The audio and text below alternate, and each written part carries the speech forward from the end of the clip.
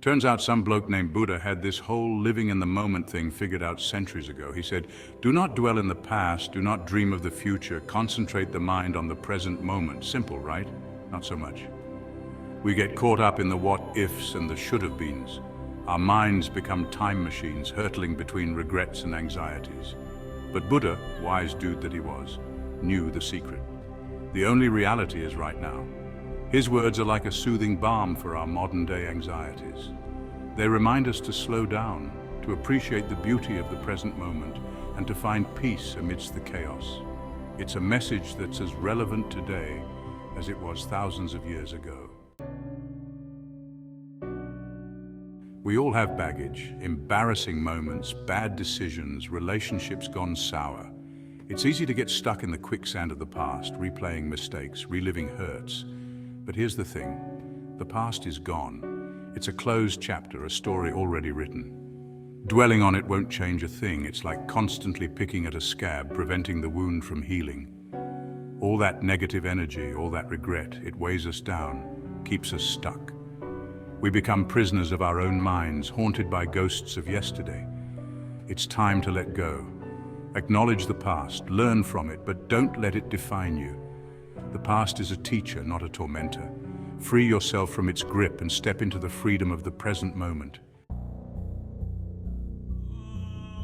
The future, that mythical land of hopes and dreams, we spend so much time planning, worrying, anticipating what's to come. But here's the catch, the future is an illusion. It's a constantly moving target, a destination that never quite arrives. We chase after it, convinced that happiness lies just around the corner. But when we finally get there, the finish line has moved. And so the cycle continues. We become so fixated on what might be, we miss out on what is. The future is unwritten, full of possibilities, but we can't experience its richness if we're constantly living in our heads. It's time to trade in our crystal balls for a healthy dose of present moment awareness. The future will unfold as it should. Our job is to show up fully for the present. Section 5, the gift of now, the present moment. It's often overlooked, taken for granted, but it's all we truly have. It's the space where life actually happens. It's the taste of your morning coffee, the feeling of the sun on your skin, the sound of laughter shared with loved ones. When we're fully present, we open ourselves up to a world of wonder. We notice the intricate details of a flower. We appreciate the warmth of a hug. We savor the flavors of our food. Life becomes richer, more vibrant. The present moment is a gift, a precious treasure to be cherished. It's the only time we have any real control, the only time we can truly connect with ourselves and the world around us. So let's stop squandering it on worries and regrets. Let's embrace the now and experience the fullness of life. Section 6, finding peace in a chaotic world. The world's a noisy place. Chaos reigns supreme. It's easy to get swept away in the current of deadlines, obligations, and endless distractions. But even in the midst of the storm, there's a place of stillness within each of us. That's the power of present moment awareness. It's not about ignoring the chaos, but about finding a sense of peace amidst it. It's about choosing to focus on what we can control, our breath, our thoughts, our actions, and letting go of the rest. When we cultivate present moment awareness, we develop a sense of inner calm that can weather any storm. We become less reactive, more resilient. We find joy in the simple things, even when life throws us curveballs. It's not about achieving a state of bliss, but about finding moments of peace and clarity in the midst of the everyday. Section 7, practical mindfulness, bringing the present into focus. Mindfulness.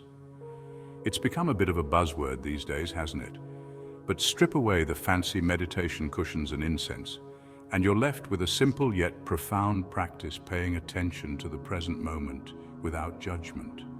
It's about noticing your thoughts and feelings without getting swept away by them. It's about observing the world around you with curiosity and openness. It's about savoring the simple pleasures of life, one breath, one bite, one step at a time. Sounds easy enough, right? Well, it takes practice. Our minds are like mischievous puppies, constantly darting off in different directions.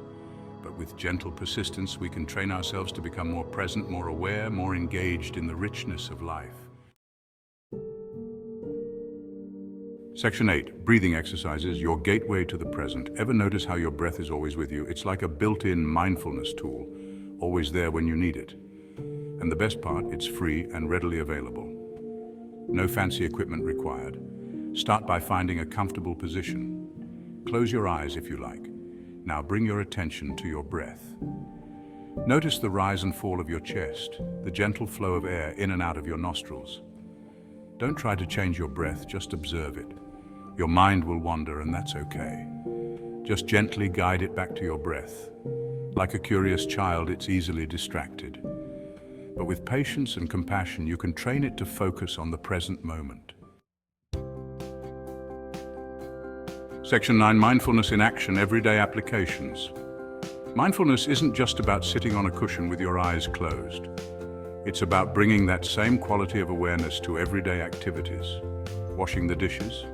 Feel the warmth of the water, the texture of the sponge, the scent of the soap, eating a meal. Put down your phone, silence your thoughts, and truly savor each bite. Walking the dog. Notice the way your feet feel on the ground, the sounds of nature around you, the playful energy of your furry companion. The key is to engage all your senses. What do you see, hear, smell, taste, and feel? By bringing your full attention to these simple acts, you transform them from mundane chores into opportunities for mindfulness practice. Section 10. The ripple effect of present moment awareness. Living in the present moment isn't selfish. In fact, it's quite the opposite. When we're present, we're more attuned to the needs of others. We listen more deeply, we respond with greater empathy, and we build stronger connections. Our relationships improve, our communication becomes more authentic, and we create a more positive and harmonious environment for ourselves and those around us. It's like a ripple effect, spreading outwards from our own sense of inner peace. And it doesn't stop there. When we're present, we're more likely to make conscious choices that benefit ourselves, our communities, and our planet. We become more mindful consumers, more compassionate citizens, and more responsible stewards of the earth. Section 11. A life well lived. Life's a funny thing, isn't it? It's fleeting, precious, and utterly unpredictable. We can't control the past, and the future remains a mystery. All we have is this present moment, this fleeting breath, this opportunity to experience the fullness of being alive. So let's make it count. Let's savor the simple joys, embrace the challenges, and live each day with intention and gratitude. Let's stop chasing after happiness and realize that it's already here, waiting to be discovered in the present moment. Remember, life isn't about the destination, it's about the journey.